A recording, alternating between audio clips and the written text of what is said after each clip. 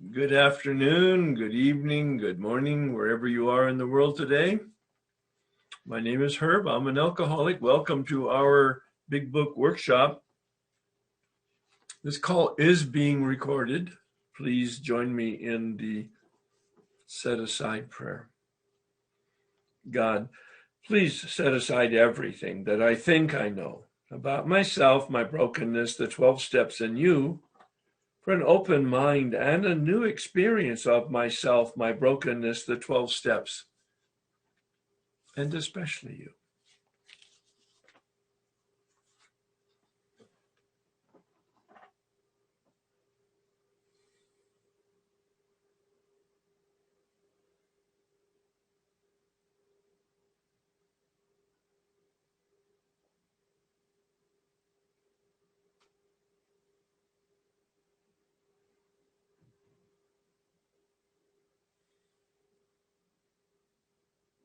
Please join me in the Serenity Prayer. God, grant me the serenity to accept the things I cannot change, courage to change the things I can, and wisdom to know the difference. We're at the final phase, actually, of the rocket launch. We looked at that stage one, which is that we need help and that there is help available, steps 1 through 3. And that we are responsible, in fact, to do some pretty heavy lifting to identify, analyze, pray about, and talk about all the obstacles in us to that light that is in us. Oh, we're convinced that we have the light, but we're equally convinced that we have no effective relationship with the light because we have all of this mischief in our life. Steps 4 through 7 identifies the mischief and the tool to begin to bring more light into the darkness, to eliminate the darkness, to diminish the darkness. My Creator, I'm asking to be recreated in the 7th step. And then we do some more inventory in the 8th step, the 3rd stage of the rocket launch, to identify and remove the obstacles in us that are created by our unfortunate relationships with other people and the harm that we've done. Steps 8 and 9. We looked at step 8, making that list, doing that inventory of harms done. And I made it very clear, I hope, I'm going to continue to make it very clear, or attempt to make it very clear, that step 8 harms is not about my behavior. Please hear that. Step 8 harms is not about what I did. We've looked at that in steps 4 and 6. Step 8 is an inventory, but not of what I did. It's an inventory of what was the negative impact of what I did on other people. If you can grasp that phrase, that direction, that concept, you'll have no trouble creating a list of harms. If you don't know specifically the negative impact of the behavior on other people, don't speculate. You can't read minds. You don't know what their emotions are. You don't know what their experience is of you in their lives. You might know because it's obvious. I borrowed $5,000 and I never paid it back. Well, I disadvantaged them financially of $5,000. Now that might be a burden or it might not be. You don't know exactly the implications. Did it deprive their family of food, or did it deprive them of buying the car they wanted or the house they wanted or the education that they wanted to give their I don't know, but neither do you. Don't speculate. These are really good questions for you to ask in the 9-step process. Step 8 is making a list of the harm done. And I had suggested that you use 3x5 cards, that you put the name of the person on it. You put the behavior that you did. Oh, you need to think about your behavior. Absolutely. What did I do that created harm? But here's the sequence. What did I do to create harm? I'm identifying as that second piece of information. What did I do? The third piece of information is, well, what specifically was the harm? And if you don't know, I mean, really seriously, concretely, objectively, if you don't know, then you put a question mark. You pray about it, certainly. It may be that you ask other people if that's relevant, but the most important part of a 9-step amend, I believe, if you don't know how you harmed them, that you ask them. If you're sitting in front of them or on the telephone with them, 2 obvious ways of having a direct communication, then you would say, gee, Ted, you've been in my life for 20 years. We've been friends off and on again, had some struggles. And I know I've been a real pain in the butt. Some of it's due to my drinking. Yes, I know that. But some of it's just due because I'm a jerk. But I really don't know what the impact of my behavior is or has been on you. Would you like to talk to me about that? Notice how I just phrased that. Would you like to talk to me about that? Some of the people will say, hell no. Let's let it go. I love you as you are now. Your drinking has really been a blessing to everybody that knows you, including me, especially me. Or he's saying, yeah, I really would. It's been like awful to have been in your life, to have you in my life. And I would like to talk to you about it. So you have to be prepared for all kinds of reactions.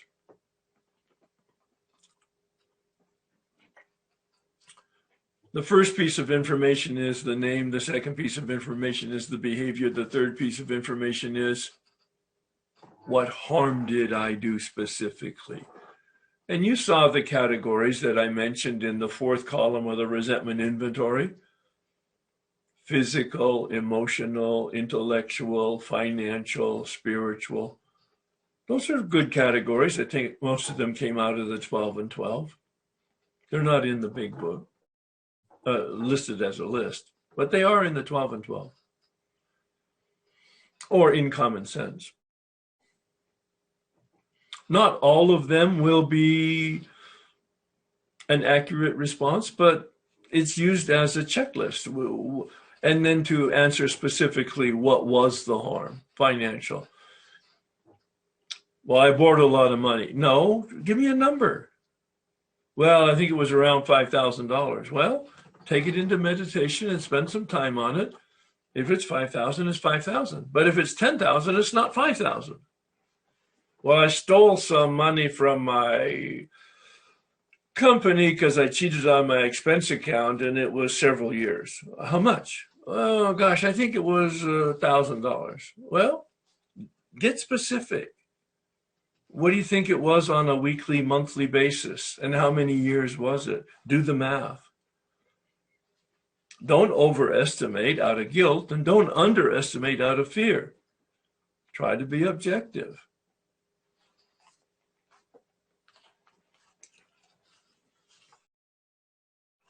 And then once you've completed the cards, asking and answering those 3 first questions, especially the one about the specific harm done, once you've completed that and we've reviewed it, I say to them, my sponsees, then go ahead and be specific on that card with the 4th item, which is, and what do you think is the proportionate reparation? The commensurate repair. Certainly we need to think about the change in me that requires. I'm going to stop being a thief. Before I ever make amends, I need to be very clear on what I need to do to change and make a commitment to change. I don't need to literally have made all the changes before I make the amends. As part of the process of making amends, I think it changes me. But if in fact your history is one of infidelity, it would be ridiculous to go and express regret and do the amends if in fact you're going to continue the infidelity.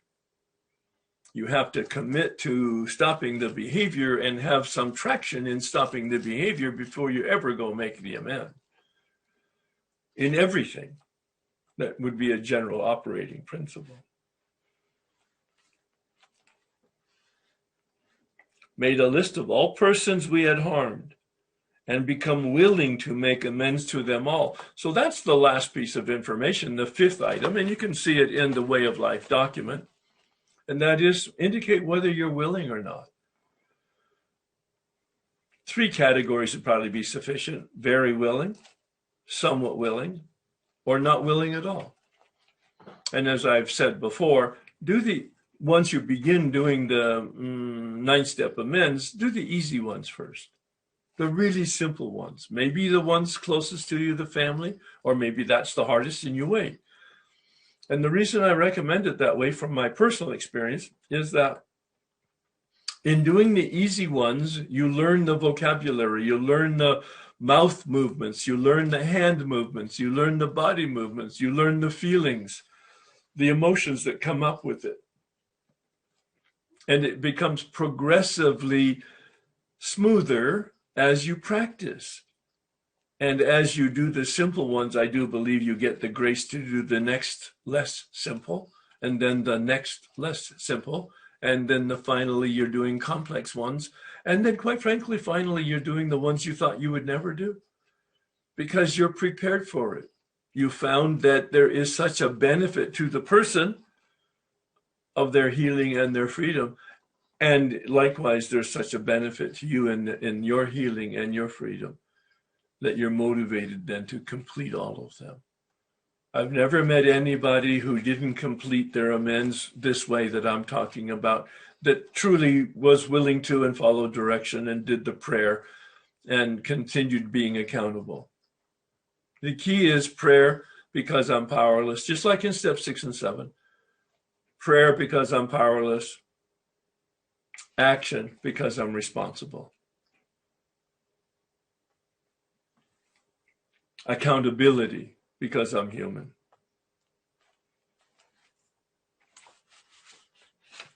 I made the point that on page 76, the Big Book and Bill says that we're willing to do this because we said so in the beginning in step 3 on page 58, willing to go to any length. And on page 58, it says, we're ready to take certain steps. On page 76, he says, remember, it was at the beginning that we were willing to go to any length. It's in italics. For victory over our addiction. That first half of the first step. And on 79, as I pointed out, it's so important to understand the connection between step 1 and step 9. Step 1 is the beginning in which we see our life filled with addiction, powerless, and unmanageability, powerless. And on page 76 and 79, he tells us we're addressing that now. On page 76, the addiction, and on page 79, reminding ourselves that we have decided to go to any length to find a spiritual experience, dealing with unmanageability. And on page 77, he gets us in terms of making sure we're very clear on the priorities here. Once again, this is not about us, it's about them. The turning that we made a commitment to in step 3. Made a decision to turn our will and our life over to the care of God as we understood God. Shallowly, usually in step 3 as we're beginning this journey, much more impactfully as we're doing step 9, having had lots of experience now. But it's still not about us. We made a decision to turn our will and our life over to the care of God, be in alignment with God, to turn from our self-centeredness, unmanageability, the spiritual malady, to other-centeredness, the world of the spirit that Bill talks about in step 10 after we finish step 9, pages 83 and 84, pages 84 and 85. The promises on 83, 84. When we finish the 9th step, and the ultimate promise on pages 84 and 85, we enter the world of the spirit. Because we're coming out of the world of self. We committed in step 3 to turn from that world of self. And in accomplishing, progressing, and finishing steps 4 through 9, we've literally been turned. That's the spiritual awakening, our relationship with the spirit. And it says the consequences of that, at the end of step 9, it promises us as we enter step 10, as we enter the world of the spirit, that we're placed in a position of neutrality. It's powerful. It's so clear. I'm quoting, I'm not paraphrasing. We are placed in a position of neutrality. Hear the grace. It's not because we did the work that we get the promises. But somehow doing the work is a precondition for grace. We don't earn it. It's not a 1 + 1 = 2. Don't ever get that idea, because many of you, like myself, were given the gift of freedom from our addiction before we ever did any work or before we were through with the 9th step. And the book promises that progressively it might happen in step 3, the promises on page 63, and the promises in step 5 on page 75. It indicates progressively it might happen. Not guaranteed yet, but it might happen. Pay attention. But pages 84 and 85 bring it to home and bring it to conclusion. It has happened. You are placed in a position of neutrality, guaranteed, when you finish the 9th step.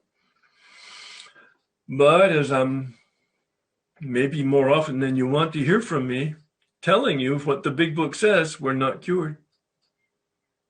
As we enter the world of the spirit, Bill warns us, congratulations, you have finished the first 9 steps. You have the gift of abstinence. Congratulations. Now you can't keep it. You cannot keep it based on that work. You can only keep it based on the coming work. Well, let's take a look at exactly what Bill says. Are these extravagant promises? We think not. They are being fulfilled among us, sometimes quickly, sometimes slowly. They will always materialize if we work for them. This thought brings us to step 10. We commenced this way of living as we cleaned up the past. And then on the next page, he says, we're not cured of our unmanageability. We're not cured of our spiritual malady. And we have a daily reprieve, contingent on 10, 11, and 12 on a daily basis. I keep saying it. I never get tired of saying it. The best kept secret in the rooms. Most people are not clear on unmanageability and therefore are not clear on the reasons for steps 10, 11, and 12 as a daily reprieve because we're not cured.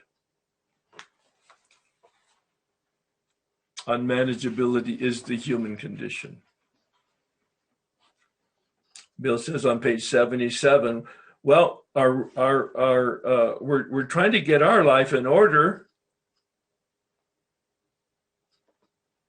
Our real purpose is to fit ourselves to be of maximum service to God and the people about us. It's not about us. It's about them. my relationship with God, and my helpfulness to the people around me. He gives us lots of counsel in this material about attitude. We do the 9th step with tact and common sense. We have a better attitude about these people. We come to them with a helpful and forgiving spirit, expressing regret. That's the word I like to use. I'm on page 77. That's the word I like to use. I try never to, and I recommend we never use the word sorry. I'm sorry. Most everybody in our damage range has heard sorry too many times. But I regret, it's a great term. I really regret that. We're there to straighten out the past, to sweep off our side of the street, he says on step 9.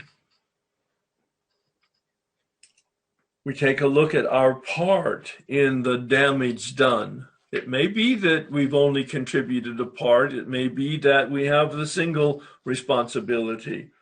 He talks about money on page 78, including criminal offenses and petty offenses he calls the expense account. On page 79, he talks about infidelity. He talks about lack of paying alimony and child support, asking forgiveness in a letter, but he's so practical. If you send a letter to her, put some money in it. Nothing says sorry or regret more than paying some money for the debts that are outstanding. On page 80, he talks about gossip. He talks about harms that involve other people. I'll talk about that more specifically when we talk more specifically about step 9 and the amends process itself. On page 80 and 81, he talks about infidelity. He has three recommendations. If she doesn't know, in the stereotypical situation in 1939 when the man was the transgressor and the woman was the victim, he says, if she doesn't know, don't tell her. The 9th step is very clear. Let me read it. Made direct amends to such people wherever possible, except when to do so would injure them or others. If she doesn't know and you tell her, it will definitely injure her. Now, he doesn't say anything in black and white, and neither do I. But this is one of 3 recommendations. If she doesn't know, don't tell her. If she knows in a general way, his recommendation, admit in a general way. And then on page 82, if she knows specifically, he says, try to avoid the conversation. He says, if frankness is the only, he said, then sit down and have a frank discussion. But he says, it may be well that both will decide the way of good sense and loving kindness is to let bygones be bygones. Again, I'll talk more about that next week when we talk in some detail about the specifics of making amends. Right now, I want to be general in terms of bringing step 8 to conclusion and opening up the conversation on step 9. Step 8 is the list and the inventory. Step 9 is the action. It has 2 components. Step 9 has 2 components. Amend has 2 connotations. Amend.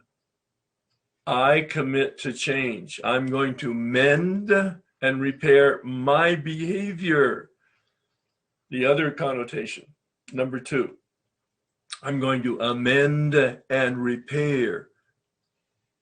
Bring justice, balance of the scale to the other people, the institutions or the people. There's a long period of reconstruction in the family and with friends. He says on page 83, a remorseful mumbling that we are sorry will not fill the bill. I don't make this stuff up. That's where I got my attitude toward I'm sorry.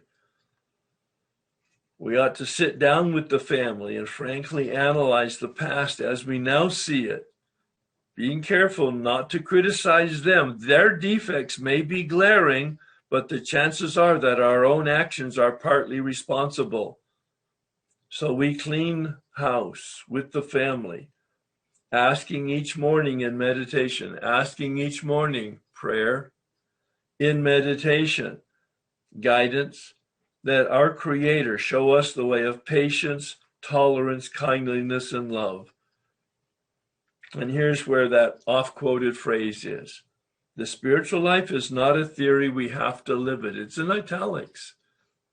Coming off of the phrase from the letter of James, the letter that the Oxford group used as one of their primary resources. Faith without works is dead. And it was in this area that my own step guide gave me an interpretation of that in a different way. And you've heard me say it maybe in a different context. Willingness without action is fantasy. Willingness without action is fantasy. Don't tell me you're willing. Tell me how your feet are moving. Are you knocking on the door? Are you writing the letter? Are you reimbursing the money? Then I know you're willing. You're not willing if you're sitting home thinking of praying about it. You're not willing if you're just fantasizing and talking about it. You're willing when, in fact, you're in action to address it. Our behavior will convince them more than our words. What about people we can't find? It's a little more easy today than it was 30 years ago. We've got the internet today and social media. But let's say we can't find somebody. We'll talk about that. There's a creative way to finish amends for people you can't find. Well, what about people you shouldn't find? Because there are people that it would be better to let bygones be bygones. And that's a judgment call in prayer and with sponsored direction. I have a creative way. I've approached it. I have finished my amends every time I've done this work, 4 different times. 4 different times I have finished my amends within a year. It didn't take years. What about dead people? I'll talk about that. We can make amends to dead people. What about living amends? I believe in living amends. If by living amends you mean living changed, a commitment to live changed. I don't believe in living amends if, in fact, it's a substitute for direct amends or indirect amends, for real confrontation and real humbling experience. I think it's BS. Oh, I'm just going to pay the universe back because I'm a better person now and I don't drink. Yeah, well, that's garbage. The whole purpose of this is to have a humbling experience, the deflation of the ego at depth. Well, the 9th step says it's not to hurt other people, and I'm another. No, you're not. You're just a self-centered, egocentric, ignorant alcoholic. Yeah, you know me, I'll talk like that. On occasion, I try to be kind. But I also am direct.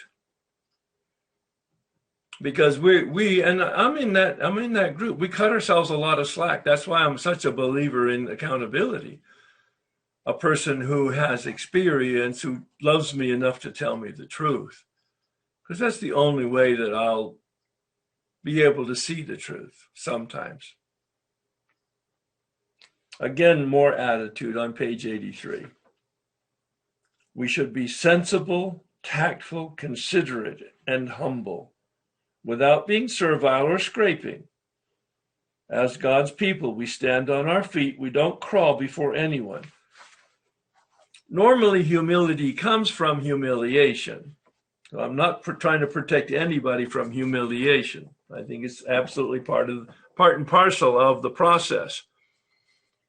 But not in the sense of that any type of a negative or abusive sense. We have lots of examples, I do and probably you do, that we'll be talking about over the next couple of weeks. Well, I'll give just an example of the 9-step process, though, and it's indicated on page 37 in the Way of Life document.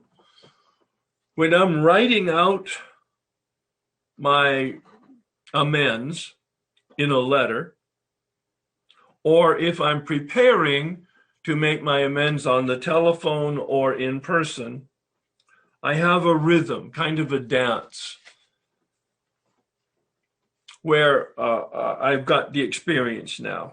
It comes out of the big book and the 12 and 12, but it mostly comes from my experience, the kind of 4-part rhythm that I'm suggesting. Number one is I described the harm. And I gave an example of that a little bit earlier.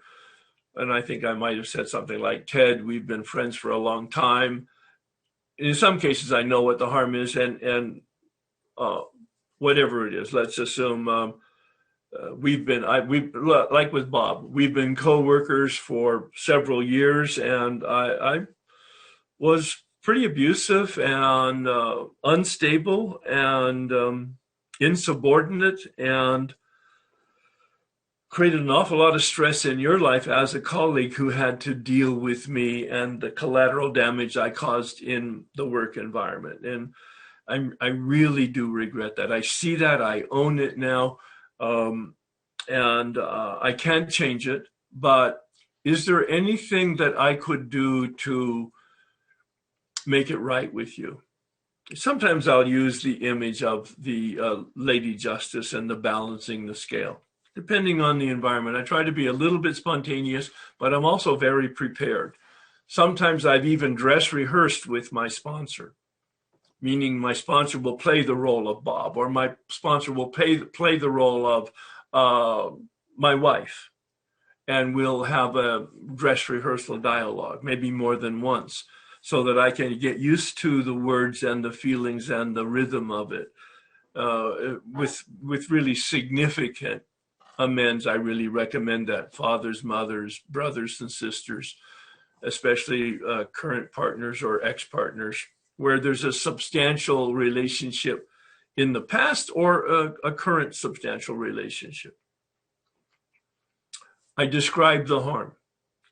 Then I ask a really hard question, hard for me to ask and hard for me to then be silent. Is there any other harm that I caused you that I'm not aware of or that I haven't spoken of that you would like to speak of? Hear the way I phrase it, please.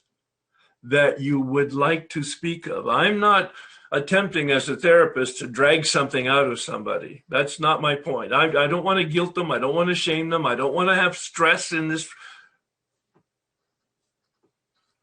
conversation.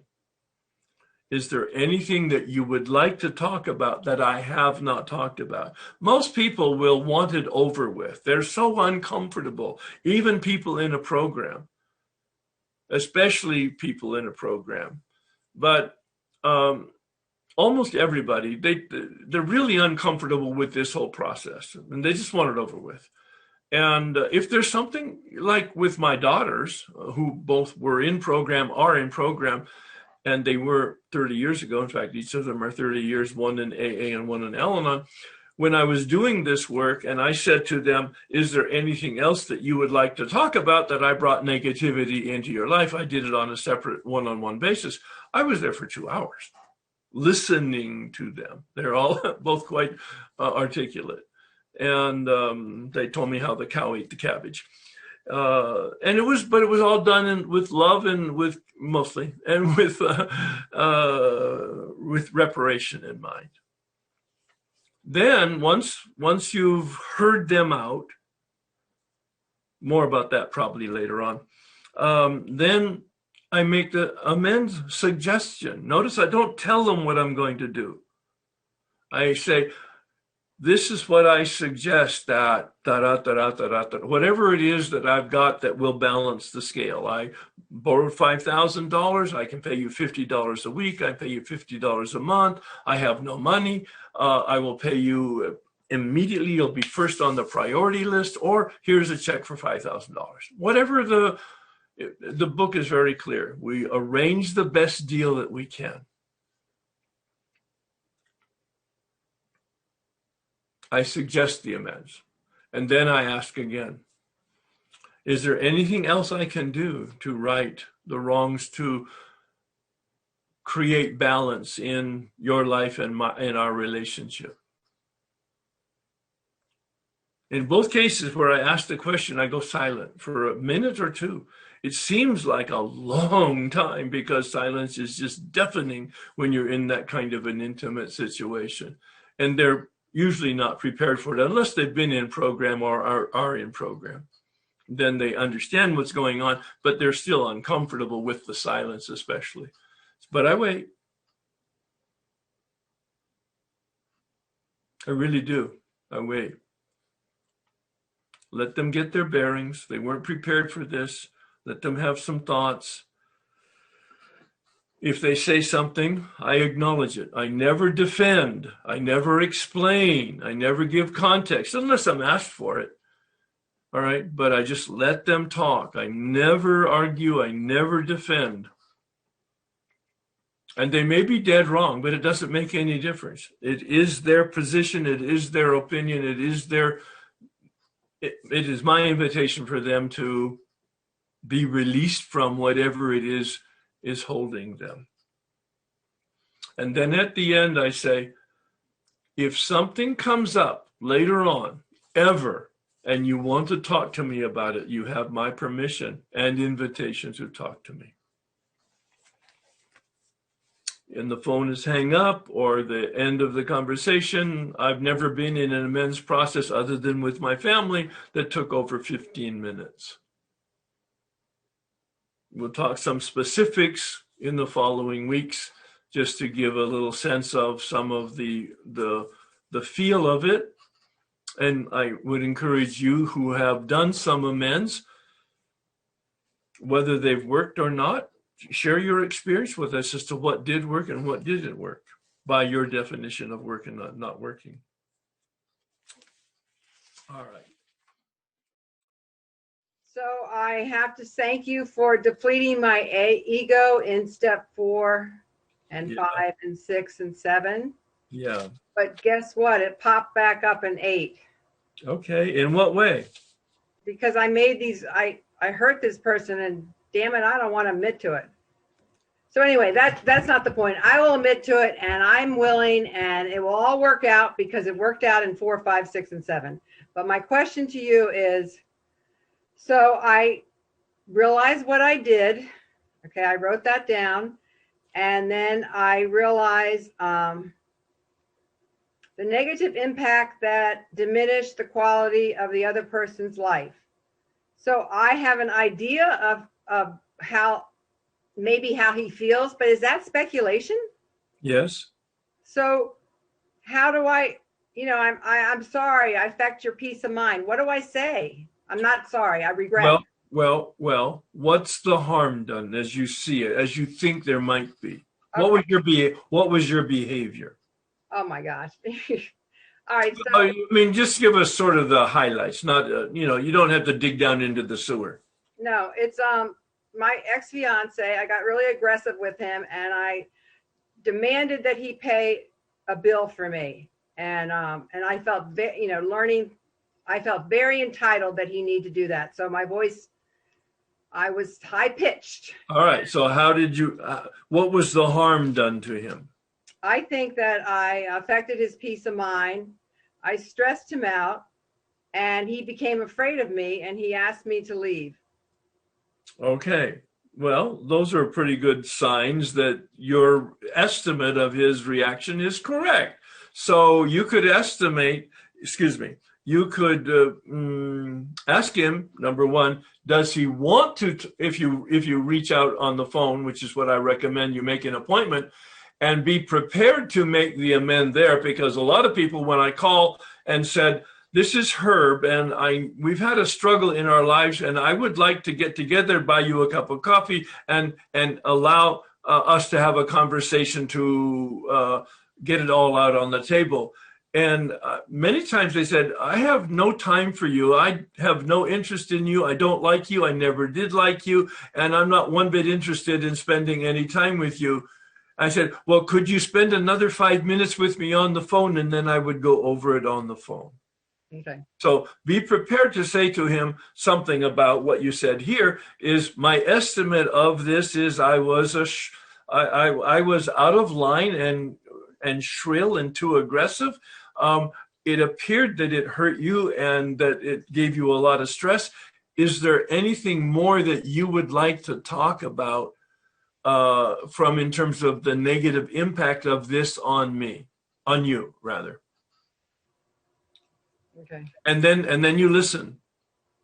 Now, it's highly likely he's going to say, no, that was a while ago. Let's let it go. Is there anything else? And you're going to go, is there anything I can do to repair that damage or to help you in a way that would be meaningful to you? I just made it up right now spontaneously, so it would need to come from you, spontaneous. You know, you have to sort of semi-mean it. All right. So now I want to get this off my chest. I want to feel better. Is that, it's like that's a secondary motive. Okay. It's useful. I mean, I read it in the book on page 77, I think it was, right? Let me just read it now that you've asked the question, so you're paying maybe a little bit more attention as is everybody else. At the moment, we are trying to put our lives in order. That's what you said. But this is not an end in itself. Page 77. Our real purpose is to fit ourselves to be of maximum service to God and the people about us. So it's more about them than it is about us, and it's about making me a nicer person so that I won't repeat this behavior and I can also clean this up and set this person free from whatever burden that was for them. Okay, so I character assassinated this person. Is it? But how did you harm him? That's what you did. How did you harm him? Oh, I told everybody what a jerk he was. So what? That said more about you than anything. Okay. Right? Okay.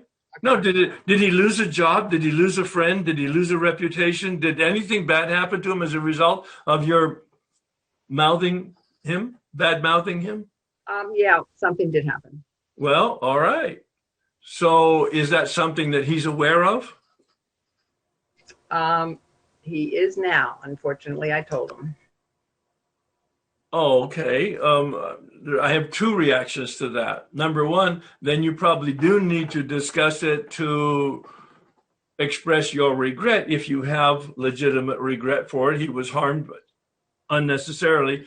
But you also want to, this is the second thing, you want to check what was your motive in doing that? Telling him. Okay. I will think about that. Yeah, well, you already know. I saw the recognition. It's kind of, oh, shit. Well, the whole thing is I want him to feel so bad because he hurt me so bad. And only until I've done all these steps in order do I realize my part. Yeah. And my motive was always to hurt him. Yeah, right. And now I don't want to do that anymore. And you don't have to tell him unless that would be and it would be an assessment in the conversation, whether that would be helpful for him to know that your motives were corrupt, that I was not a healthy person and I really intended to hurt you. And I know I did. And I so regret that. I wouldn't do that today. I just apologize. Okay. Is there anything I can do to smooth it out? Okay. Or whatever your language is. No, I understand. Yeah. Good. I just needed that clarity, but yeah. This has been great. I can't believe how big my ego was. Yeah. Lord have mercy. Yeah. We get very distorted. Yeah. So, thank you very, very much. Well, thank you. It was probably very good for you, but let me tell you, it was very good for everybody else to get so concrete in the discussion.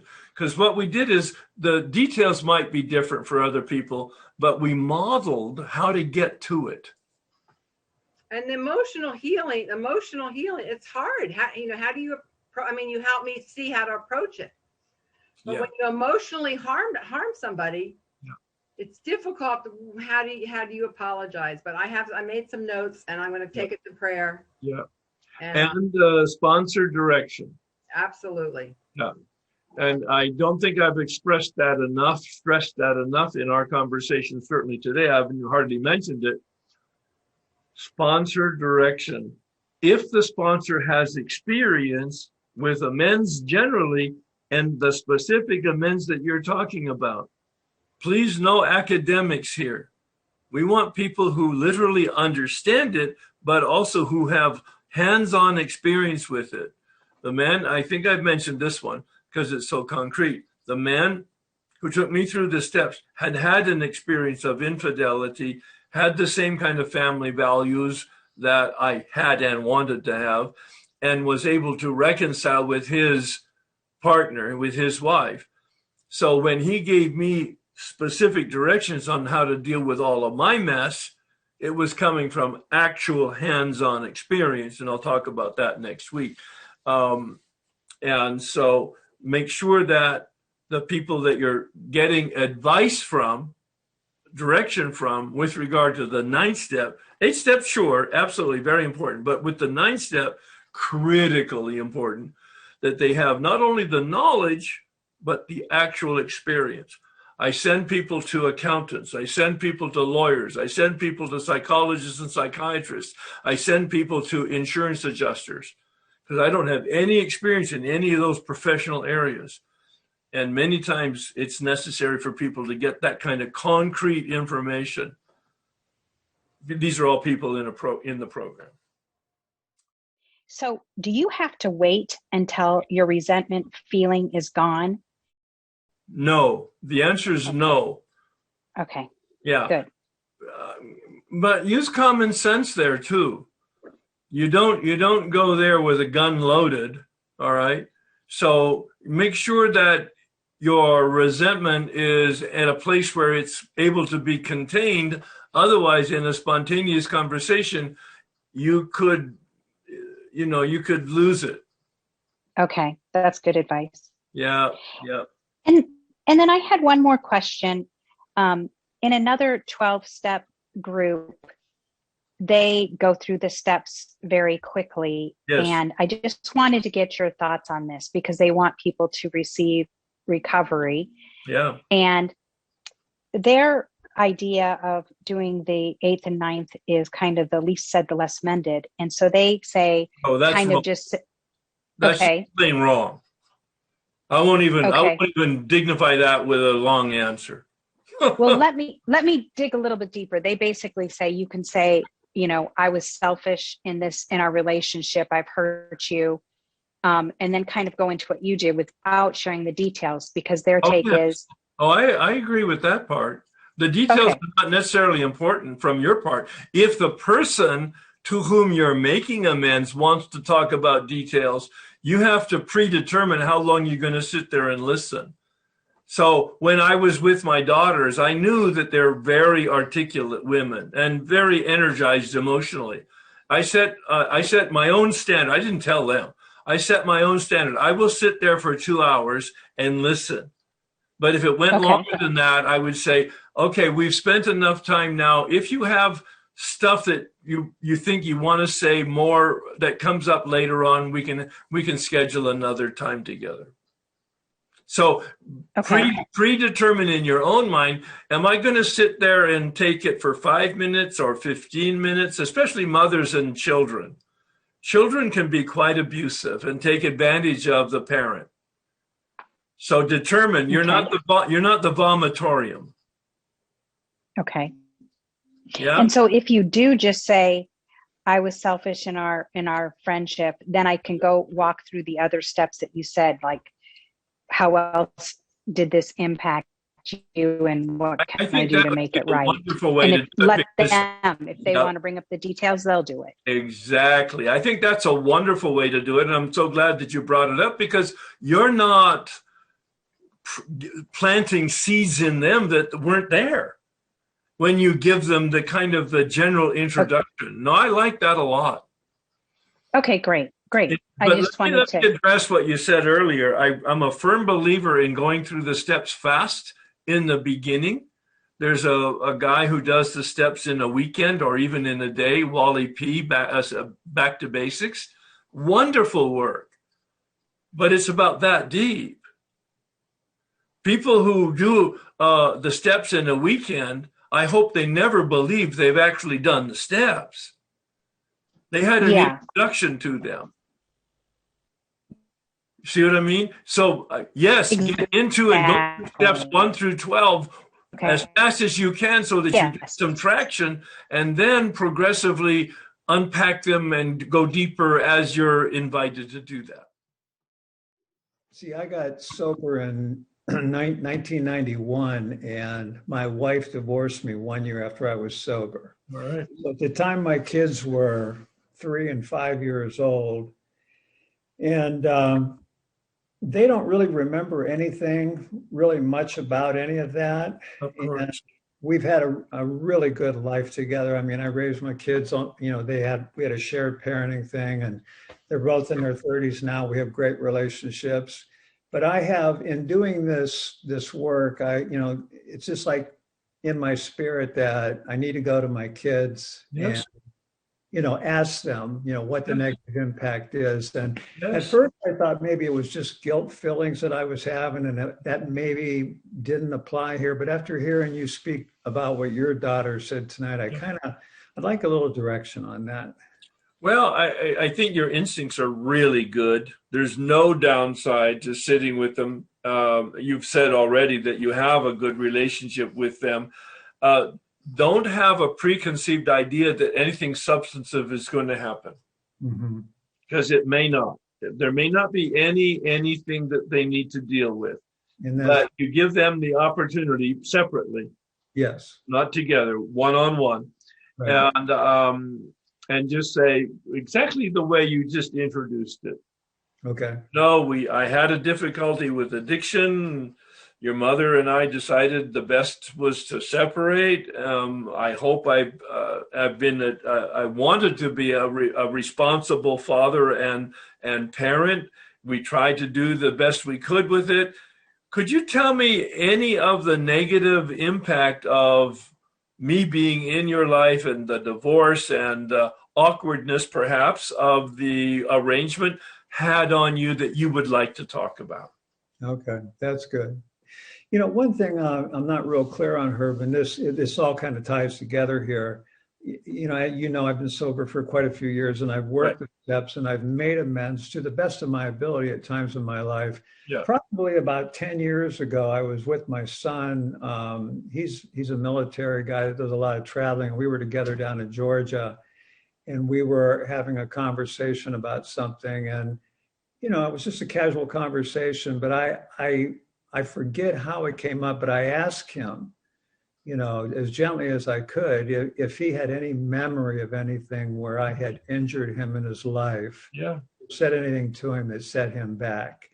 And, his response was absolutely not, Dad, not in any way, shape, or form. Yeah, right. We talked about it for a little bit, and that was that. But see, my thing, Herb, is that, this is a new experience for me now. Right. And I don't really want to go back and pull things up with people that I've talked to already, Right. just so that I can, do that to make myself feel clear on things. So, I mean, what do you think on that? Oh, see, that's a question I should have asked, and that was, had you ever made amends to them before? And you say probably 10 years ago, Yeah. made amends in that sense, a spontaneous opportunity there, and you got clean and clear at that point. Yes. Well, what about the last 10 years? Well, I really can't. Yeah, I can't think of anything negative in our life over the last 10 years now. Why don't you say that? 10 years ago, we had this conversation. Okay. I've been doing some recent work, and I'm looking back over the next 10 years, the last 10 years. Is there anything that we need to talk about that you would like to talk about? Boom. Okay. Very good. Yeah, you don't have anything in your agenda. He probably doesn't either, but at least you're doing a radar sweep. Yes. Okay, that's really good advice, Herb. And then the another question I have is, what about like, like I've made amends to people in my life. I made amends to the best of my ability with the time we were married, and we got divorced after that. And I mean, is it necessary to go back and make that amends again? No. Okay. Oh, no, no, no, no. Thank you, thank you, thank you. I feel a whole lot better now. Yeah, yeah. Yeah, Yeah. Oh, no, let me take a look at that scar and open it up again. exactly. Do you bleed the same now as you did then? Yeah. No, no, no, no, Well, no. thank you very much. Unless somebody, and you don't seem to be in this category, unless somebody's on this call and they're going, wow, I did make amends.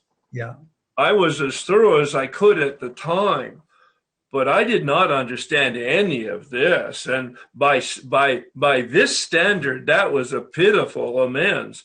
You might want to challenge it. You might want to say, oh, maybe there is something that needs to be done in some light touch way. I am not suggesting it. I'm just saying it's not black and white. Just because you made amends doesn't mean that you made amends. right, right. What I did that first time, I made amends in 1984 when I first got sober with no direction. All I did was, I'm so sorry. Right, Oh, I'm so sorry. right. Oh, I am so sorry. And it was like, oh my God, what a sorry, pitiful amends process that was. I had to completely redo it. And there were one or two people said, well, you back again? Mm-hmm. But I had to deal with it because I was so much more conscious of the impact of my behavior and the promises of amends made properly. Right. Yeah. Well, and I look at it like this too, Herb, like with my ex-wife, for instance, of course, my kids were 3 and 5 at the time, and they're in their mid-30s now. So we've had really a whole life together. There's been So support. it sounds very smooth. Yeah.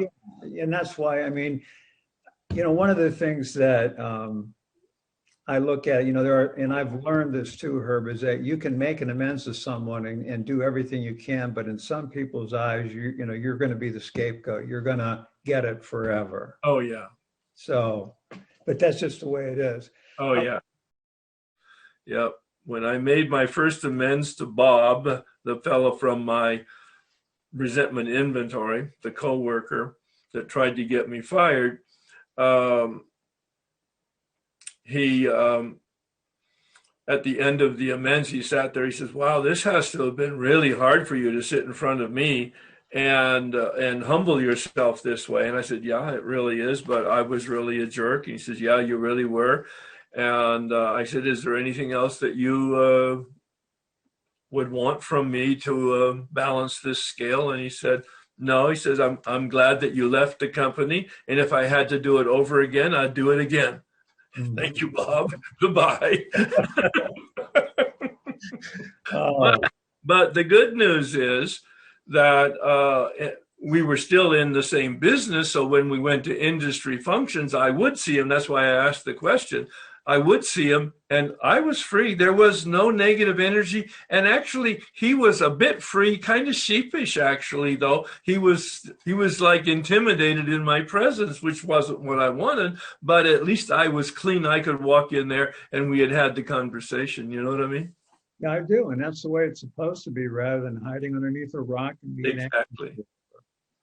Exactly. Well, thank you, Herb. Thank you very much. Do you have to tell the person that you are making amends to that you're an alcoholic, compulsive eater, etc.? Instead, can you just say you are doing a spiritual workshop where you're learning to take responsibility for where you've hurt people and go from there? It's a wonderful question, and I'm so glad that she took the initiative to ask it. And the big book suggests two things: that you tell them that you're an alcoholic, and that you be careful about telling them whether you're on a spiritual path or not. I don't do either. I don't want to make myself look good. I don't want to cut myself any slack. I do not tell them I'm in a 12-step program and I'm an alcoholic and I need to make amends. Bob, the guy who tried to get me fired, if I had said that, he said, all you're doing is making yourself feel good. All you're doing is protecting yourself against your alcohol. He says, I hope you drink again and die. I know he would have said that. All right. So I don't tell them I'm an addict. I don't tell them I'm an alcoholic. I don't tell them in a 12-step program. And I certainly don't tell them on a spiritual path. I do say, I've been looking at my life over this last year and trying to get a sense of where I've impacted people negatively. You came up in that inventory that I'm using of myself and da-da-da-da-da-da-da-da. So I do not use alcohol or addiction. I do not use 12-step, and I do not use the spiritual vocabulary. I have no problem with people who do. And if, in fact, the conversation goes in that direction, many people said, oh, are you in one of those 12-step programs and doing one of those 9-step or amends processes? I immediately will engage in a conversation about that. I'm not hiding it. I just don't lead with it because I don't want to cut me any slack. I'm so glad that you brought that. Thank you so much. Keep in mind, there's no harm just because you have a resentment. Okay. Just because they're on the resentment list doesn't mean that there was harm. Okay. And just because they're not on your resentment list doesn't mean that you didn't harm them. I harmed lots of people that never made my inventory because I was dishonest and I stole from them. I had no feelings about it. I just stole from them. And that's why I added the dishonesty component to the closure to the step 4 from my own personal experience. It's not in the big book that way, but it is from my own personal experience. But be very clear, there's a lot of I think misinformation in the rooms where they connect resentment to harm done. It's not necessarily true. Okay. Well, I mean, from your own experience, you take a look at the people that you had resentments to. Did you actually objectively harm all of them? No, of course not. Nope. No. I don't. Yeah. Yep. Exactly. So that's why the question in the 8-step is so important. And my step guide really drilled it into me. What's the harm, Herb? And what I was able to see in 40% of the cases, there was no harm. I had guilt and shame. I had guilt. I had shame. There was no harm, objective harm done. So it was not their problem. It was my problem. And Yeah. guilt is not harm. My guilt is not harm to them. Exactly. Yeah. No. It's your problem. Thinking about that, where have I caused the harm, and have a lot of questions about that, and you've answered a lot of them tonight. Thank you for that. And it's just sometimes very difficult without guessing, I guess, whether I've had caused harm or not. Well, and in fact, I think it's appropriate to kind of guess, or as I said, estimate. But if it's substantial, it's worthwhile bothering people about it. If it's minuscule, if it's a mosquito, don't take up people's time with it just because you're curious or you want to feel good about yourself. That's not a good reason. But if it's got substance to it and you just don't know, call them and ask them. And be prepared to make the amend right there. If they want to see you, that's a bonus. But it's not necessary for us to sit across, even on a Zoom screen. It's wonderful. On the telephone is very effective way of communicating an amend. Number one, deficiency of not abusing people's time. Plus, it's a bit incognito, anonymous, and they feel so much easier on the telephone rather than face to face, even on a Zoom, let alone sitting across from each other. Oh my God, It's intimidating. And so sometimes I wonder too whether it is if I think I need to make an amends to make me feel better. Am I just projecting that I need to make an amends? It's a great question. And the answer will depend on the exact circumstances. And it may be that you have mixed motives. That in fact, I will feel better. I know I'll feel better, but that's not my overriding. I really want to bring this to them so that they can talk about it and or heal about it if in fact they choose to. So yes, mixed motives, of course. I mean, obviously, we're always aware that we're doing this for our own emotional and spiritual development. Right. Underneath, it's all about us anyway. Right.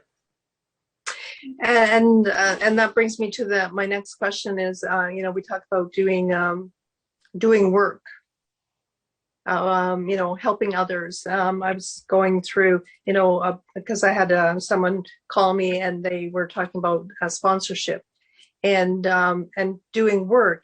And so sometimes I'm thinking, okay, how do I know if it's really a good work or whether it's people pleasing? Oh, well, that's where your sponsor will come in. It's very important for you to talk to your sponsor about that because you're the last person that can make an objective evaluation about that because you're the subject and your codependency will get in the way every time and you won't be able to see it. Okay. Yeah. An experienced sponsor will help you ask yourself the right questions. Right. And then help you navigate it. Yeah. Mm-hmm. Okay, good. Yeah. But it's a question that we all need to ask ourselves. What's our underneath motive for doing it? Now, as I've said before, mixed motives are just part of human nature. And we just want to see what the priorities are. Yeah. Yeah, right. Wonderful. Okay. Thanks. Anyway, what I wanted to know is, do I have to share it with both sponsors or do I share it with one sponsor? What do you want? What do you want to do? I'm really comfortable with my AA sponsor. She's not my food sponsor, but she knows me. And so that's it. But I'm embarrassed not to say, well, I'll share it with you too. And there you go. Well, that's your problem. And yeah, right away. Honesty. Well, it's not about honesty. It's not about honesty there. I don't believe that. It might be that's the issue. You have an expectation that your food sponsor has an expectation, and you don't want to disappoint her in her expectation. Right. But I also, I know I gave her grief. I was telling her her things weren't right. It was, and she every time, and I used it as an excuse. Well, at least I saw it after doing my whole fourth step as making excuses and trying to make it sound okay. Well, that's exactly. That's my pattern.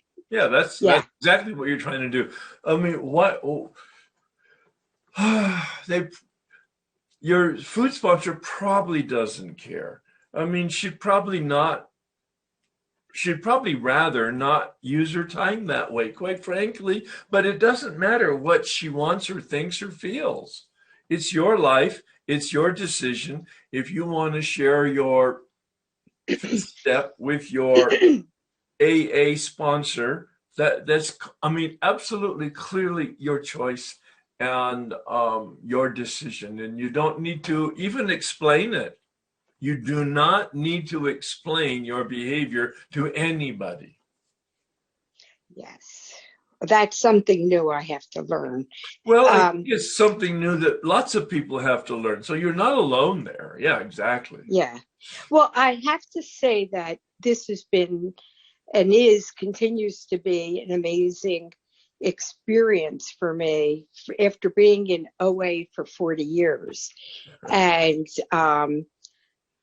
the idea the honesty has hit me in such a way of how it has impacted my life throughout my life, with my children, with, my choices. And it just feels really good. I even am catching myself in, my sponsor said to me, before you go make any amends, make sure you run anything by me, even an apology. And I'll give you an example if you want. Sure. I went to apologize yesterday. This has just happened. I was on the phone call, but I had to be at my sister's because I had promised I would make dinner. So here I thought I was doing the right thing. I plugged you into my hearing aids and I sat at the table and they were like screaming at me, why aren't you answering? And I didn't, I apologized. I was like, and this morning I woke up and I thought, oh my God, how rude. You were trying to do two things at once and you screwed up both. So really, exactly. And you're smiling and laughing about it now, in the sense that you could see the ridiculousness of it, so you learn from it. So I sent my sponsor a note and I said, here's my apology. And what I basically said was, I apologize for not being totally present, but you guys are my priority, being, with you. And she sends me back a note. She says, where's the honesty? So she made me rewrite it. Good. And basically, she said to me, these are the things you can't do. You've got to have honesty. She said, maybe you could say, I screwed up my priorities and I apologize. It was like, what an amazing way to be. And I made 2 phone calls and I made my apologies. Yeah. But because of the way you've been dealing with everything and everybody sharing it, knowing I'm not a mistake, like, okay, I can fuck up and, but I can correct it. And it just has been very freeing. Not totally, but freeing. Yeah, no, that's exactly right. That's exactly right.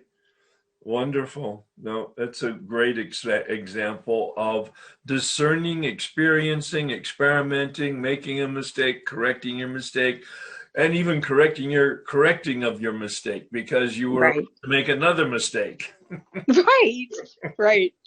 No, that's Anyway. great. That's great. That's great. Thank you. And maintaining a sense of humor about it, number one. And number two, you held yourself accountable every step of the way, which is just great. I need help. So it's with my brother who's deceased. And he molested me when I was little. And I held this against him for years and years. And I'm really ready to let it go. I read somewhere. Excuse me. You held what? I held it against him all these years. You had a resentment. Yeah. And I have done a resentment. But wait. You're saying you're doing your 8-step. Yeah. Your 8-step's not about resentment. Okay. So I'll start over. I'm doing my brother and he had molested me. So it makes it a little difficult for me to try to figure it out. So Wait. What? Figure out what? The 8-step is about harm. Yeah. How did you harm him? Right. So what's difficult is it has, like, I've got my card done, but it's difficult for me to, like, thinking about how it, like, I wasn't able to let go of that when I. Wait. You're not hearing me. Okay. You have a resentment toward your brother and you say you have your card done. Your card on the 8-step? Yes. I don't hear any harm yet. What's the harm? Okay, here we go. I put him down to mom and my kids. Well, all right, that's a good start. Okay. Wait. What you did. But that's not the harm. What's the harm?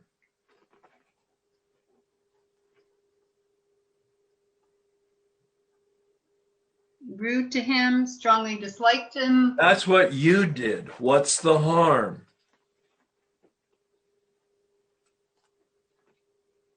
Character assassination. That's what you did. What's the harm? What you did Hurt his is spirit and interesting. hurt his Wait, health. what you did is interesting but irrelevant. Well, how did you diminish his life? How was his life impacted by you?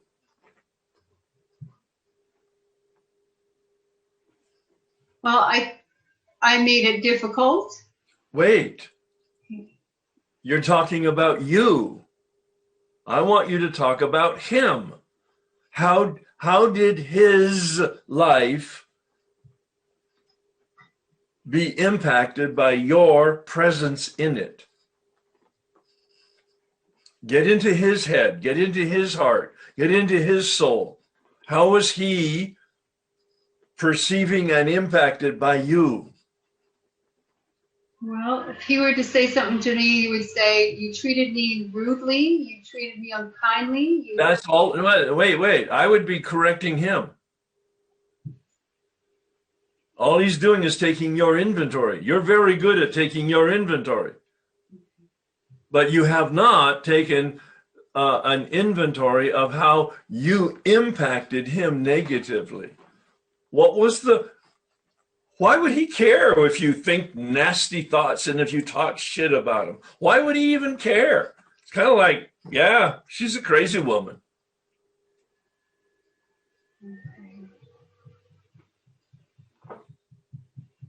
Did he lose any money? Did he lose any sleep?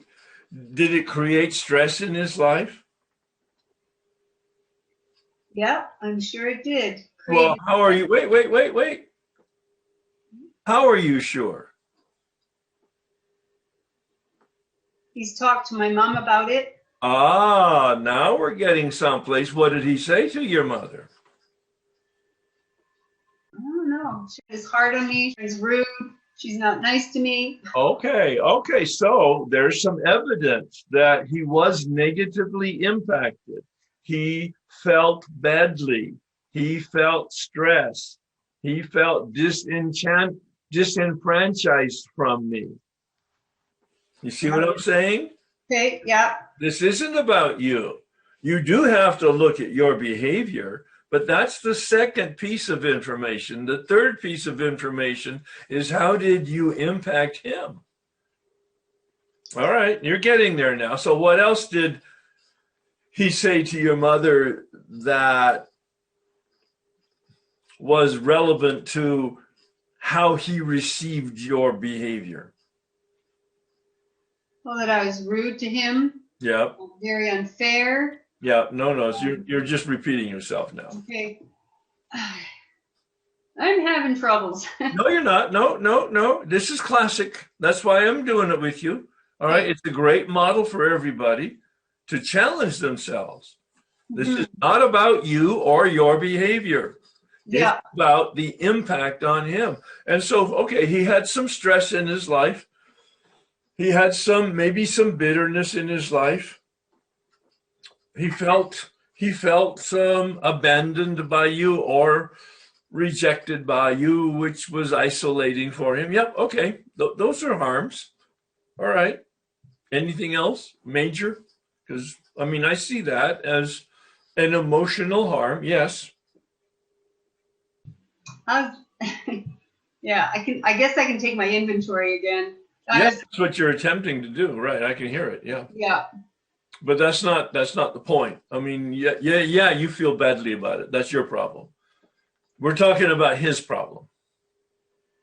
Okay, so and this one, so now he's deceased. Yes. Right.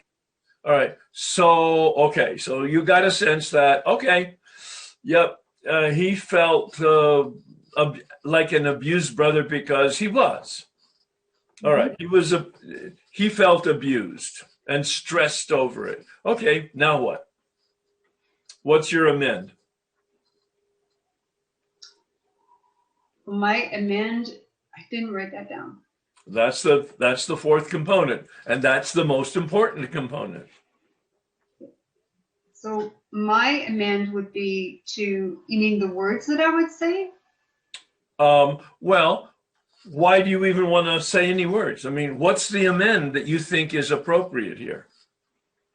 My amend is that I set him free and set myself free so that I don't kind of keep him under my thumb, so that I don't keep myself under my thumb, and nor does he keep me under his thumb. So that we basically. And so, all right, excellent. That's a wonderful sort of overall vision of it. Great. That's a really good start. And so, what would you do? Yeah, I'm trying to think, like you mentioned about gravesite. I don't have a gravesite nearby. I would basically talk with him and say, I was rude. I was unkind. I was uncaring. I was, Yep. And I wasn't there for you in any way. And I forgive you, and I ask your forgiveness. Why are you forgiving him? Yeah, let's take that one out. I ask for your forgiveness. I don't. Yeah, wonderful. Wonderful. What does forgiveness mean? To let go of the chain. To let go of what's keeping me, what's kind of keeping him attached to me. Basically, to let go of these chains. Yeah. I regret. I cannot change it, but I really regret. And I haven't talked specifically yet about the 9th step, but I will this coming week. And what I did was I went to the. So is he buried locally? No. No. So my recommendation is what was recommended to me. Go to a local cemetery. Oh, okay. Yeah. Go physically to a local cemetery and go in there. Pick a grave, any one you want.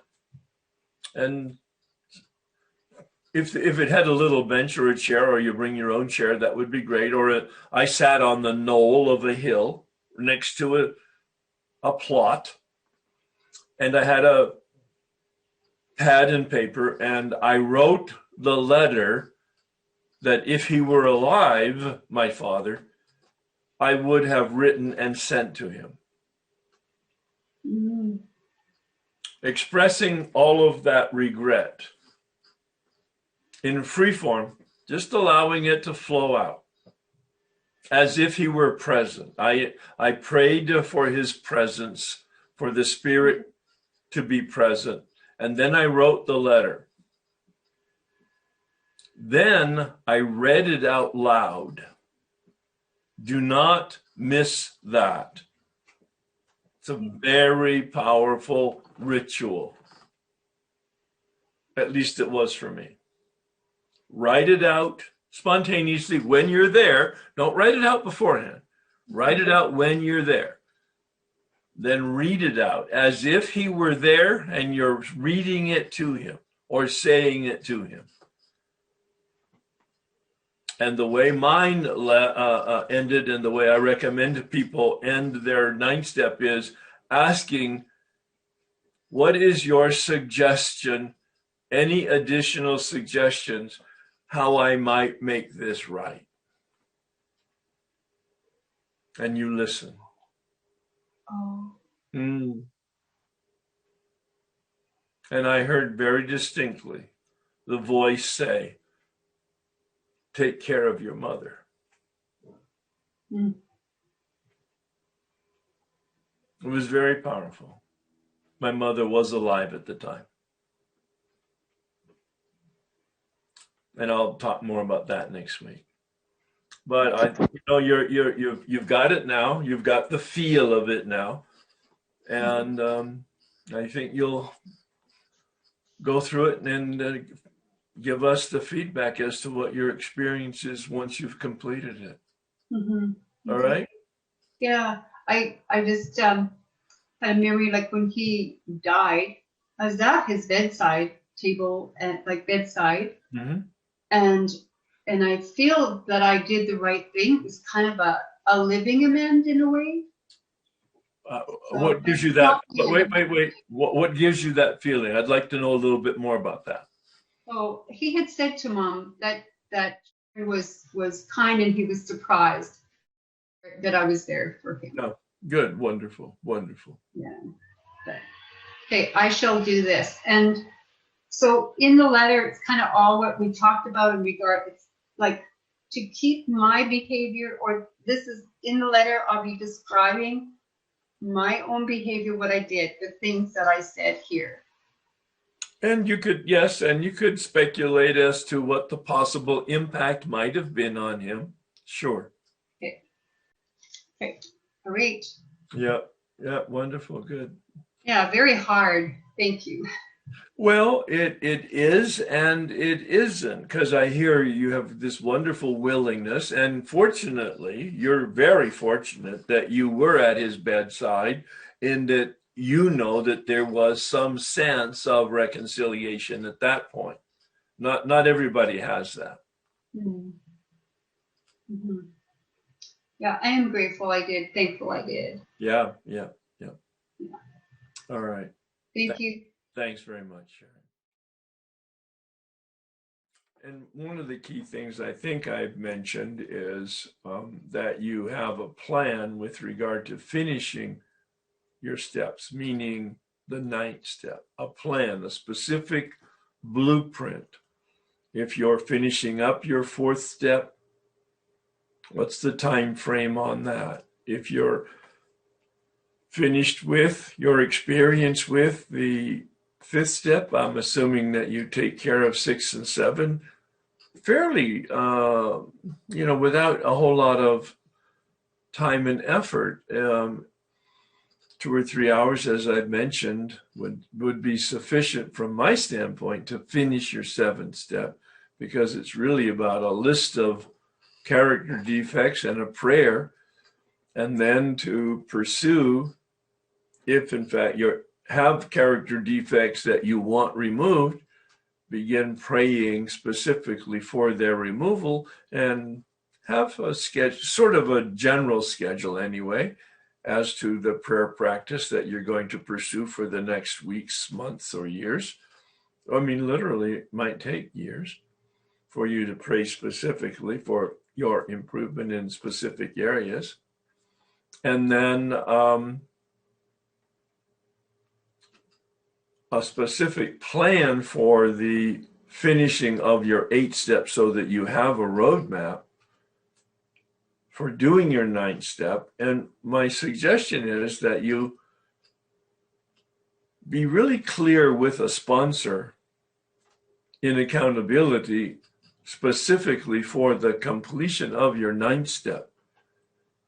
And whether or not you can find people is not really relevant. Have a plan that is very practical and specific for finishing your 9th step. And don't make it over years, make it over months at the maximum, so that within a year of finishing your 8th step list, you're finishing your 9th step. There may be things that hang over the edge. If you really want to go to Europe to talk to somebody about and on a direct amend, that's great, but maybe there's something that you can do in preparation for that in between now and a year or a year and a half from now, when in fact you can afford to, or from a time and money standpoint, go to Europe. So I'm saying have a very practical plan to at least get the initial work done on finishing your 9th step so that you don't take more than a year to do that. I was able to finish all of my 9 steps within, probably anywhere from 3 months to 9 months. I don't think anything went as long as a year. It's been worrying me how to open the conversation when we go to do the amends. Yeah. I wrote out about 5, and they're not all, none of them are good. I was going to say I've been working on the 12-step recovery program, and this is one of the steps, and I wanted to know if I could have some time with you, and if my behavior has caused you harm. But that sounds so awful. I had another one. I've been looking at myself and asking people where I've impacted your life negatively. Like, that doesn't sound very good either. So if you could go over it again, please. Well, I don't know what you mean by it doesn't sound very good. What is it that you're looking for? How to approach someone. No, when I know what you're looking for. I know what you're looking for. But what is it that you're looking for to make it sound good? Well, I was thinking I would say that I was in a 12-step program, and this is one of the steps, and this is what You're welcome to do. I'm wanting to do. Bill Wilson suggests that you do that in the big book. He says, tell them that you're an alcoholic or you're an addict of some kind, whatever it is, and that you won't get over it unless you do this. I personally don't do that. I think it's attempting to make you look fairly good, or like you're a really good person working on yourself. And it's kind of like, no, I personally don't like that. I don't use the words that I'm in a spiritual program. What I do use is that second approach that you talked about. And that is, I've been looking at my life to evaluate my impact on other people. And if you have some time, I would very much like to get together to talk to you about some of the things I've been thinking about. Now, you could say the negative part if you wanted to. I do. I say I've been looking at my life to evaluate where I have negatively impacted people so that I can attempt to make it right.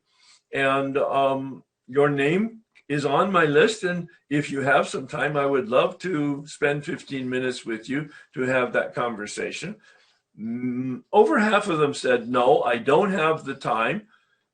Underneath that was, quite frankly, they didn't say it. Most of them did not say it.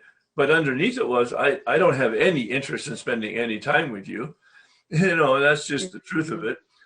And so I was ready to do it right there on the telephone.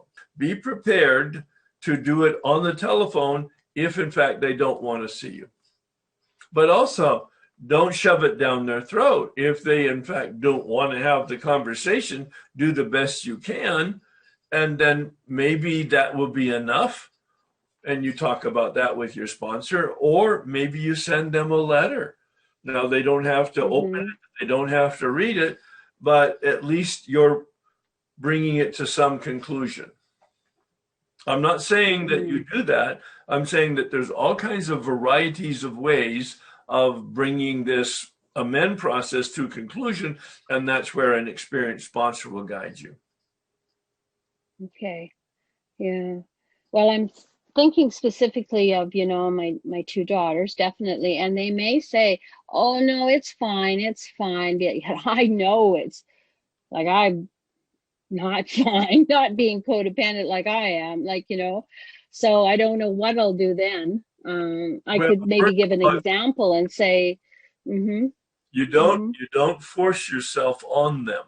Again, and maybe daughters like that are not really interested in spending the time to talk about their past, or maybe they're actually so uncomfortable with talking about it, they go, Mom, you're just fine. Thank you for whatever it is you are in your program. And let's call bygones be bygones. quite frankly, do what they asked you. Don't try to say, no, honey, I need to talk to you. You need to understand. No, they I see don't. myself doing that. Yeah, no, they don't need Yeah. to understand. No, they don't need to listen to you. You're talking about your needs, not their needs. I know. Yeah. And the big thing too is this living amends. I mean, I think they've heard me say, oh, I shouldn't have done that. And what do? I've done it again. Do you know what I mean? That's the living amends. That's the other thing I gotta really be cognizant of too. Live changed, yes. Mm-hmm. Yes, yeah. Anyway, thanks then. No, that's probably a helpful conversation for everybody, because they're going to face that kind of thing, resistance, or people who don't want to spend the time, or people who are really uncomfortable, and the last thing we do is make them uncomfortable. Yeah. That's great. And I will say, just to tell everybody here, that last year I did a quick amends on a phone call, and I was a listener in your program, and it didn't go as well as I wanted. And I wanted to just tell people that definitely I'll never do that again, to take the steps of doing the card, rehearse it, especially significant people, because you might just get the one shot. You don't want to miss that chance, and you don't want to blow it. And that's right. Yep. It has to be nuanced and even be, I almost plan A, B, and C. You know, if they say this, I might say this. You know what I mean? Or if they reject me, I'll, okay, deal just like what you said with the kids. Yeah. That's right. Dress rehearse the scenarios in your mind to some extent. Yeah. Leave lots of room for the spirit and spontaneity. Yes, but definitely be prepared. Even though it felt like, this is the time I got to say it. It wasn't. I would have had chances again. Do you know what I mean? And then the next time, if I went to do it, it would have been, what? And then it would have come out way better, though, if I don't know what I'm supposed to say. But anyway, so all right. I learned my lesson. Well, keep in mind, the point of it is not to make you feel better. The point of it is for them to feel better. Oh, yeah, that's another really good point. Yeah, absolutely. Good, thank you. All right, thanks. I want to talk to you about something, an 8th step as well. And I'm feeling a great deal of shame about it, but I want to do it. And it's certainly a different way than I've ever done an amends before, the way that you have spelled it out. What I would normally do is I would add up what the numerical loss is, and that's what the amends I would make. But that would not take care of what the harm is exactly. But in this situation, I was a nurse, a public health nurse, and I had a whole caseload of clients, and I had a couple of little old ladies that I took care of probably for a decade. And they had a set of silver, and they asked me if I would be interested in it, not to be given it, but as to buy it from them. And I had no idea. I was in my 20s what something like that would be of value. So I took it and got it appraised, and it was way out of my price range. So I ended up keeping a couple of the spoons, and I did not remember that I even had those until about one Thanksgiving ago, when I was setting the table, and I have, flatware, and I saw them, and it just, really made me feel horrible. And so what the harm I did, for certain, that I know, I mean, I'm going to write them a letter. I think that's a tremendous idea, of going to a local grave site. I live across the country, so I couldn't do it, where they died. Right. But I do that. But certainly it was a loss of money for them. I don't know how much, because it's not part of the set. It was like an extra couple of spoons that are, I think, like for making some kind of sundaes or something. Sure. I don't know that they would be, I don't know what the value would be. I have no idea, but I will find out. Now, my question is, would I add, for those, it's probably been 35 years ago, would I add the interest of what that would? No. No. Okay. No. All right. That was kind of my question. Yeah. All right. So what is it that you're planning on doing? Well, what I'm going to do is take them again at this point and find out what the value is, and I'm going to donate the money to the American Cancer Society. There. Yep. Yeah. See, that's a proportionate and appropriate compensation there. Yes. Unless you know where their family is or who their beneficiaries were, and it doesn't sound like you would know that. Yeah, I don't think they even had any family. I think that they wouldn't have offered that to me if they would have had family. I think they Right. didn't have any family. Yeah. I think because it's a simple thing. Keep it simple. Yeah. Okay. Yep. Great. Yeah. Thank you. I appreciate the And, feedback. that's the way things happen. Sometimes it's 5 or 10 years later, and some memory will come up, and we will remember what we didn't remember earlier, and then we'll just take care of it. Yeah, good. And I was calling him for some big book advice one night. So I called him at work, and he said, "Oh, I can't talk right now. Call me at home." So I called him at home, and she answered, and we're sort of friends. And she goes, "Hi, how are you?"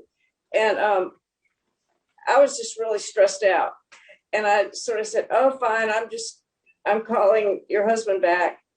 And she goes, "Oh," and she just handed the phone over. It was just kind of, I felt like that was kind of rude. And that might be a situation where Wait. All right, let's stay with that for a minute. Don't brush it off. So how did you harm her? I felt like that made her feel unimportant. Well, that would be her problem. You didn't call her. You called for her husband. You told her the truth. If she reacted in a way that was negative for her, that's her problem. Oh, okay. So yes, that would be that's not even a mosquito. That's a non-issue. You did not harm her. Okay, so I wouldn't go to her and talk to her and ask if I impacted you negatively.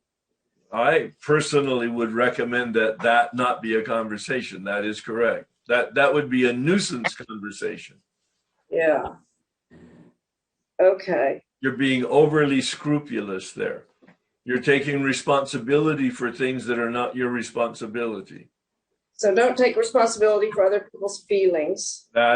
Boy, I'll tell you what, that's a principle to live by.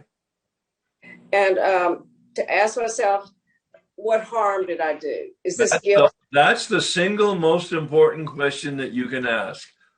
What is the harm? My step guide, that was his mantra in this area, and he was ruthless. I would try to explain, and it came down to my feeling bad, my feeling guilt, my feeling shame, my not feeling enough. Yeah, my codependency, I felt like I had inconvenienced them, and none of that was true. Okay. But so your question is great. You have a list, and before you go to the work of having cards and starting to fill out the cards, you're praying at each of the names to see if, in fact, there's any real harm there. And I mean real harm. I don't mean you broke the pencil. No, you stole the pencil. Okay. Yeah. Okay. Very good then. Thank you. All right. And yeah, we're still in the 9th step. Yeah.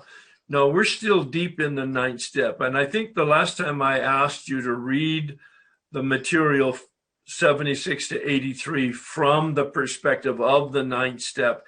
And then next week, I'll cover the balance in more detail with some actual examples from my own experience of making amends. And I'll invite you to bring your examples of amends that you've made and share that with us. So let's pray the Serenity Prayer. God, grant me the serenity to accept the things I cannot change, the courage to change the things I can, and the wisdom to know the difference. Thanks, everybody.